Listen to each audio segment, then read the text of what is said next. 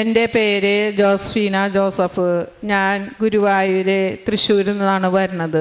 എനിക്ക് അമ്മ മാതാവ് തന്ന സാക്ഷ്യങ്ങൾ പറയാനാണ് ഞാനിവിടെ വന്നിരിക്കുന്നത്. എൻ്റെ മകനും മരുമകളും കുറച്ച് പിണക്കത്തിലായി പോയി. അവർ പറഞ്ഞു, ഞാൻ ഉടമ്പടി എടുത്തിട്ട് 3 കൊല്ലമായി. അപ്പോൾ ഉടമ്പടിയിലെ ആരാധനയും മറ്റെല്ലാ പ്രാർത്ഥനകളും ഞാൻ പണിയെടുക്കുമ്പോൾ അടുക്കളയിൽ വെച്ച് കേൾക്കും. പക്ഷേ അവർ വിചാരിക്കുന്നത് ഞാൻ പണിയൊന്നും എടുക്കണില്ല, ഞാൻ പ്രാർത്ഥന കേട്ട് തന്നെ ഇരിക്കണേ എന്നാണ്. അവർ എന്നെ കുറ്റപ്പെടുത്തി എന്നെ ഒറ്റയ്ക്കാക്കി. അവർ വേറെ വീട്ടിലേക്ക് പോയി വാടകയ്ക്ക് താമസിച്ചു. അപ്പോൾ ഞാൻ പ്രാർത്ഥിച്ചു, എൻ്റെ അമ്മ മാതാവേ, ഞാനൊരു തെറ്റും ചെയ്യണില്ലല്ലോ, ഞാൻ പണികളൊക്കെ എടുക്കണ്ടല്ലോ, എൻ്റെ ആരോഗ്യത്തിനനുസരിച്ച് എല്ലാ പണികളും എനിക്ക് ചെയ്യാൻ ദൈവം ആരോഗ്യം തന്നിട്ടുണ്ട്. എനിക്ക് 60 വയസ്സായി.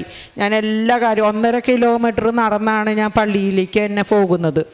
അപ്പോൾ ഞാൻ ഇങ്ങനെ പ്രാർത്ഥിച്ചു. അപ്പോൾ അവൻ ഇങ്ങനെ മകൻ പറഞ്ഞപ്പോൾ മരുമകളും അതിന് സൈഡായി. അപ്പോൾ അതിന് ശേഷം എൻ്റെ മകൻ്റെ ജോലി നഷ്ടപ്പെട്ടു. അവർ വേറെ വീട്ടിലേക്ക് ഇപ്പോൾ പോയി. അപ്പോൾ അവൻ പോയി ഉടമ്പടി ഇവിടെ വന്ന് എടുത്തു. അവന് ജോലി കിട്ടി.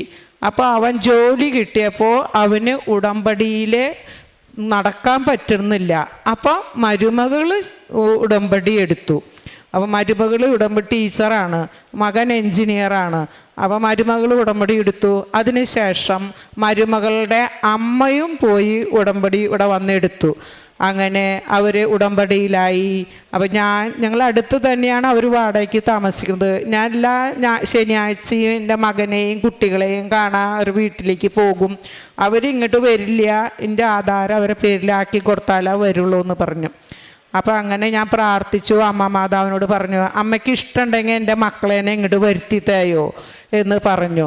അപ്പോൾ അതിന് ശേഷം 1 കൊല്ലം കഴിഞ്ഞപ്പോൾ അവർ യാതൊരു ഉടമ്പടിയും കാര്യം കൂടെ പറയാതെ ആ മകൻ പറഞ്ഞു, നീ വായോ, നമുക്ക് ഒരുമിച്ച് നിന്നാൽ മതി എന്ന് മരുമകളോട് പറഞ്ഞു. മരുമകൾ കുറച്ച് വഴങ്ങിയില്ല, എങ്കിലും അവൻ പറഞ്ഞതനുസരിച്ച് മക്കളും മോനും മരുമകളും കുട്ടികളും എൻ്റെ കൂടെ വന്ന് ഇപ്പോൾ താമസമായി. ഞങ്ങൾ നല്ല സന്തോഷത്തിൽ ജീവിക്കുന്നു. മരുമകളും ഉടമ്പടിയിൽ തന്നെ ജീവിച്ചു പോകണു. അവളും വന്ന് ഉടമ്പടി പുതുക്കാറുണ്ട്. പിന്നെ എനിക്ക് എൻ്റെ അമ്മ മാതാവ് ഇവിടെ നിൽക്കാനുള്ള ഒരു കൃപ തന്നു. ഞാൻ ഇലക്ട്രിക്കിൻ്റെ അപകടത്തിൽപ്പെട്ട് മരിച്ചു പോകേണ്ടതായിരുന്നു. ഞങ്ങളുടെ വീട്ടിൽ ഞാൻ ഒറ്റയ്ക്കേ ഉണ്ടായിരുന്നുള്ളൂ. അപ്പം ഞാൻ വൈറ്റ് വാഷ് ചെയ്യാൻ പെയിൻറ്റിങ്ങിന് വേണ്ടിയിട്ട് ആളെ വെച്ചിട്ടുണ്ടായിരുന്നു. 2 നില വീടാണ്. അപ്പോൾ വലിയ കോണിയാണ് വാങ്ങിച്ച് വെച്ചിരുന്നത് മുകളിലേക്ക് കയറാൻ വേണ്ടിയിട്ട്. അപ്പോൾ അത് പെയിൻറ്റ് ചെയ്യണ ചെക്കൻ പറഞ്ഞു, ചേച്ചി അത് തെങ്ങുമ്മക്ക് ചാരി വെക്കുകയെന്ന് പറഞ്ഞു. എൻ്റെ കയ്യിൽ നിന്ന് അത് പിടിവിട്ടിട്ട് ഞങ്ങളുടെ റോഡിൽ 4 ലൈൻ പോകേണ്ട ഇലക്ട്രിക് കമ്പ് അവിടേക്ക് ചാഞ്ഞ് പോയിട്ട് വീണ്ടും അത് വന്ന് തെങ്ങുമ്മ വന്ന് വീണു. ആ കുട്ടി ഓടി ചാടി വീണ് എന്നെ രക്ഷിക്കാൻ വേണ്ടിയിട്ട് വേഗം നോക്കുമ്പോഴേക്കും ഈ കോണി എൻ്റെ തെങ്ങിൽ തന്നെ വന്ന് ചാടി പോയിട്ട് വീണ്ടും അവിടേക്ക് തന്നെ വന്നു. അങ്ങനെ എന്നെ വലിയ അപകടത്തിൽ നിന്നും എൻ്റെ അമ്മ മാതാവ് രക്ഷിച്ചു. അതുപോലെ തന്നെ എനിക്ക് ഭയങ്കര ചൊറിച്ചിലായിരുന്നു 1.5 കൊല്ലമായിട്ട്. നൈലോണ്ട് യാതൊരു ഇന്നേഴ്സ് ഉപയോഗിക്കാൻ പറ്റുന്നില്ല, പുറത്ത് ചൊറിയും, കടിച്ച് ഞാൻ ഭയങ്കര കഷ്ടത്തിലായിരുന്നു. ധ്യാനത്തിന് പോയിട്ട് നേരം പച്ചവെള്ളം കോരി വീത്തിലായിരുന്നു പണി. അങ്ങനെ ഞാൻ വശം കെട്ടു, ഹോമിയോ ചെയ്തു, ആയുർവേദം ചെയ്തു. എനിക്ക് യാതൊരു ചൊറിച്ചിലിനും കുറവുണ്ടായിരുന്നില്ല. ഞാൻ എൻ്റെ വിഷയങ്ങളൊന്നും ഉടമ്പടിയിൽ വെക്കാറില്ല. എൻ്റെ മക്കളുടെ വിഷയങ്ങളാണ് ഞാൻ ഉടമ്പടിയിൽ വെക്കാറുള്ളത്. അപ്പം ഞാൻ കഴിഞ്ഞ പ്രാവശ്യത്തെ ഉടമ്പടി വെക്കുമ്പോൾ പറഞ്ഞു, എൻ്റെ ചൊറിച്ചിലൊന്ന് മാറ്റിത്തായോ അമ്മേ, എനിക്ക് ചൊറിഞ്ഞിട്ട് നടക്കാൻ പറ്റുന്നില്ലല്ലോ എന്ന് പറഞ്ഞു. കഴിഞ്ഞ 3 മാസമായി 90 ദിവസമായപ്പോൾ എൻ്റെ ചൊറിച്ചിൽ കാണാനില്ല. അപ്പം ഞാൻ ചോദിച്ചു, ചൊറിച്ചിൽ ഇപ്പോൾ ചൊറിയണില്ല അല്ലേ എന്ന് അപ്പോഴാണ് ചിന്തിക്കണത്. അങ്ങനെ എൻ്റെ അമ്മ മാതാവ് എൻ്റെ ചൊറിച്ചിൽ മാറ്റി തന്നു. പിന്നെ എൻ്റെ അയൽവാസിയായിട്ട് ഞങ്ങൾ കുറച്ച് 1.5 വർഷമായിട്ട് പിണക്കത്തിലായിരുന്നു. ഈ റോഡിൽ കല്ല് കൊണ്ടിട്ടപ്പോൾ ഞാൻ പറഞ്ഞു, കല്ല് മാറ്റിയിട്, കാറും വണ്ടിയും അധികം ഉള്ളതല്ലേ, അതുകൊണ്ട് അത് മാറ്റുന്നു. അപ്പോൾ ഞാൻ അവിടെ കിടക്കട്ടെ എന്ന് പറഞ്ഞു അയൽവാസി. അപ്പം ഞാൻ അതിന് വേണ്ടിയിട്ട് മുനിസിപ്പാലിറ്റിയിൽ പോയി അപ്ലിക്കേഷൻ കൊടുത്തു. അപ്പോഴേക്കും അത് വേറെ ഞങ്ങളുടെ സംഘടന ആൾക്കാർ വന്നിട്ട് അപ്പം തന്നെ അവരത് കല്ലൊക്കെ കൊണ്ടുപോയി പറമ്പിൽ കൊണ്ടുപോയി ഇട്ടു. അങ്ങനെ അവർക്ക് ഞങ്ങളോട് ദേഷ്യമായി, സംസാരമില്ല. തൊട്ട് മുന്നിലത്തെ വീടും ഞങ്ങൾ തമ്മിൽ യാതൊരു ടച്ചും ഇല്ല, മിണ്ടുമില്ല, ഒന്നുമില്ലാണ്ടേ. അങ്ങനെ അവരുടെ ഹജ്ജിന് പോണ മുസ്ലിംസ് വീട്ടുകാരാണ്. അപ്പോൾ ഹജ്ജിന് പോകണ സമയമായപ്പോൾ അവർ 2 പേരും വന്ന് എൻ്റെ വീട്ടിലേക്ക് വന്നിട്ട് യാത്ര പറയലും അവിടുത്തെ ഭക്ഷണം കഴിക്കാൻ ഞാനും പോകുകയും അങ്ങനെ ഞങ്ങൾ രമ്യതയിലായി. പിന്നെ എനിക്കൊരു സാക്ഷ്യം കൂടി പറയാനുള്ളത്, എൻ്റെ വീടിൻ്റെ സൈഡിൽ ഒരു കവുങ്ങ് നിൽക്കുന്നുണ്ട്. അത് കവുങ്ങുള്ളത് ഉണ്ട്. പക്ഷേ ഞാൻ മുകളിലേക്ക് പോയിട്ട് എൻ്റെ ഒരു കൂട്ടുകാരത്തി മിഷീൻ അടിക്കാൻ വേണ്ടി വന്നു, ജോസ്ഫിൻ ചേച്ചി ഞാനതൊന്ന് അടിക്കട്ടെ എന്ന് പറഞ്ഞു. അപ്പം ഞാനും അവളെ കൂടെ മുകളിലോട്ട് പോയി. അപ്പോൾ അവിടെ ചെന്നിട്ട് അവൾ അടിക്കണമെന്ന് ഞാനിങ്ങനെ സൈഡിൻ്റെ അവിടെ നിന്ന് നോക്കുമ്പോൾ എൻ്റെ കവുങ്ങ് നടു പൊടിഞ്ഞിട്ട് അടുത്ത വീട്ടിലെ മേൽക്കൂര വരെ എത്തിയിരിക്കുന്നു. ഇപ്പോൾ വീഴും എന്ന് പറഞ്ഞ പോലെ നിൽക്കണം. അപ്പം ഞാൻ അവിടെ ചെന്നപ്പോൾ അമ്മ മാതാവാണ് എനിക്കത് കാണിച്ചു തന്നത്. അല്ലെങ്കിൽ വലിയ നാശനഷ്ടങ്ങൾ വന്നിട്ട് അവർക്ക് ഞാനത് കോമ്പൻസേഷൻ കൊടുക്കേണ്ട ആവശ്യം വന്നിരുന്നു. അപ്പം അമ്മ എനിക്ക് കാണിച്ചു തന്നു. ഞാൻ പറഞ്ഞു, അമ്മയെ എത്ര നന്ദി പറഞ്ഞാലും മതിയാവില്ല. അങ്ങനെ ഞാൻ എൻ്റെ ഒരു പണിക്കാരനെ വിളിച്ചു, കയറ് കെട്ടി മുകളിലേക്ക് കയറ്റി ഊരാങ്കുടുക്ക് ഇട്ട് 5-6 ആണുങ്ങളെ വിളിച്ച് അത് ഞങ്ങളെ വീടിൻ്റെ മുകളിലേക്ക് യാതൊരു ആപത്തും വരാതെ ഞങ്ങളെ വീട്ടിലേക്ക് തന്നെ മറിച്ചിടിപ്പിച്ചു. ആ കുട്ടി അന്ന് അവിടെ ഉണ്ടായത് എൻ്റെ ദൈവത്തിൻ്റെ വിളി കൊണ്ടും മാതാവിൻ്റെ അനുഗ്രഹം കൊണ്ട് മാത്രമാണ്. അങ്ങനെ വലിയൊരു അപകടം അവരിൽ നിന്ന് എനിക്ക് അമ്മ മാതാവ് മാറ്റി തന്നു.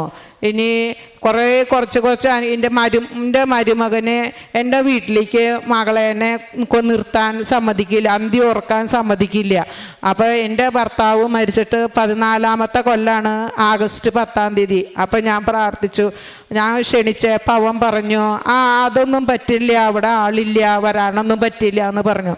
അപ്പം ഞാൻ പറഞ്ഞു, അമ്മ മാതാവേ, എൻ്റെ മോൾക്ക് ഒരു അന്തി ഉറങ്ങാനെങ്കിലും അവൻ സമ്മതിക്കണേ, ഡാഡിയുടെ ചാത്തത്തിനെങ്കിലും അവൻ പറഞ്ഞയക്കാൻ തോന്നിക്കണേ അമ്മ മാതാവേ എന്ന് പറഞ്ഞിട്ട് ഞാൻ കരഞ്ഞപേക്ഷിച്ചു. മോളും വരില്ല, അതിൻ്റെ മോളും വരില്ല. അവൻ പറഞ്ഞു കൊണ്ടോക്കോളാൻ പറഞ്ഞു.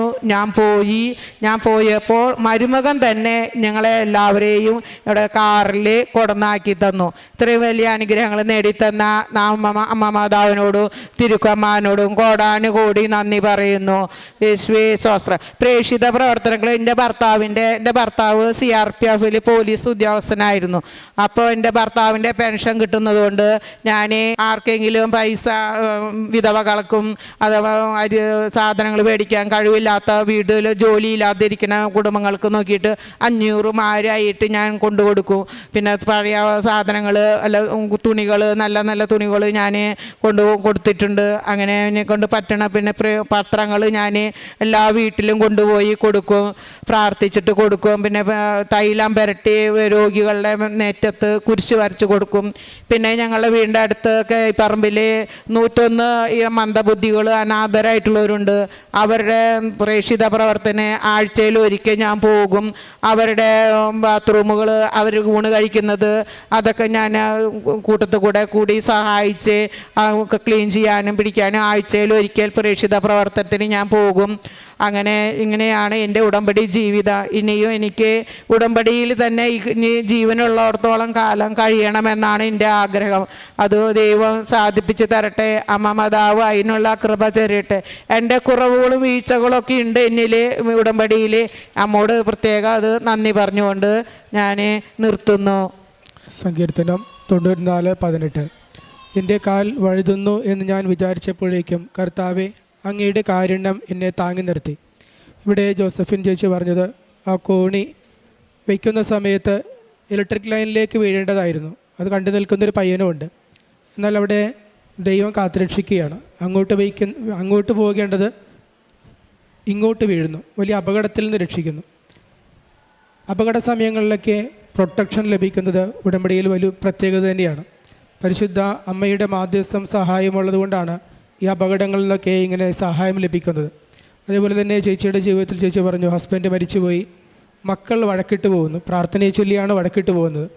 അങ്ങനെ ഒരു 2-3 വർഷത്തൊക്കെ ഉള്ള വഴക്കുകളാണ് ചേച്ചി ഉടമ്പടിയിലേക്ക് വന്നു കഴിഞ്ഞപ്പോൾ രമ്യതയിലായി മാറുന്നത്. അവർ പോകുന്ന സമയത്ത് പിന്നെ ചേച്ചി ചെയ്യുന്നത് പരിശുദ്ധ അമ്മയുടെ മധ്യസ്ഥയിൽ ഉടമ്പടി എടുത്ത് പ്രാർത്ഥിക്കുന്നു.